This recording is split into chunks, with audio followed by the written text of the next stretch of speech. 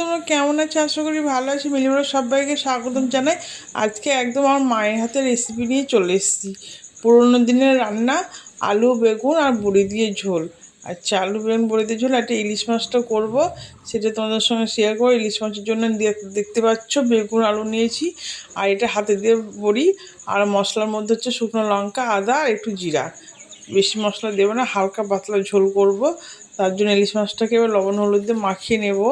দেখতে পাচ্ছ লবণ হলুদ দিয়ে ভালো করে মাখিয়ে এবার রেখে দেবো 10 মিনিট। রাখার পরে শুকনো খোলায় কড়াইতে দিয়ে লঙ্কাটা ভেজে নিলাম, একটু লাল লাল করে ভাজার পরে জিরাটা ভেজে নিব। একটু ভাজা মশলা দিয়ে করলে টেস্টি হবে। ইলিশ মাছের ঝোলটা খুব সুন্দর হয়, টেস্টি হয় আমার মারা রান্না করতে। এবার বড়িটা ভেজে নেব। বড়িটা হচ্ছে হাতে দেওয়া বড়ি, বাড়ির বড়ি, তারা বুঝতে পারছি কেমন টেস্ট হবে কুমড়ো দিয়ে বড়িটা করা। যাই হোক, দিয়ে কড়াইতে তেল দিয়ে দিলাম। তেলটা তাতার পরে এবার এক এক করে মাছগুলো দিয়ে দিলাম। ইলিশ মাছগুলো দিয়ে দিলাম। ইলিশ মাছগুলো খুব একটা লাল লাল করে ভাজবো না, হালকা ভাজবো। হালকা ভাজার পরে মাছগুলো আমি তুলে নেব।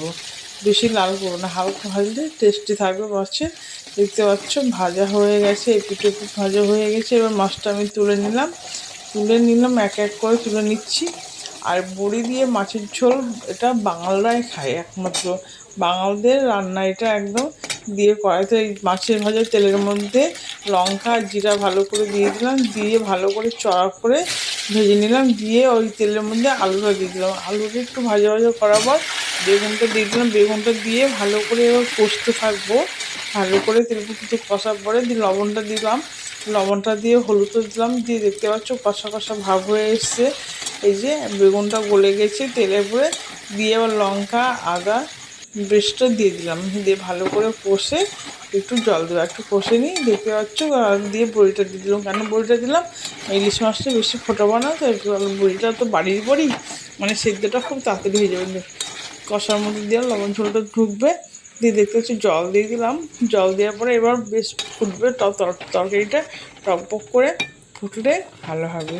এই যে দেখতে পাচ্ছ টকবক করে ফুটছে, আর কালারটা খুব সুন্দর হয়ে এসছে। একদম পাতলা ঝোল করব ঘরোয়া পদ্ধতি। মাছটা দিয়ে দিলাম, ইলিশ মাছটা ঝোলের মধ্যে দিয়ে দিলাম। দিয়ে এবার দেবো হচ্ছে একটু ফুটিয়ে নেব।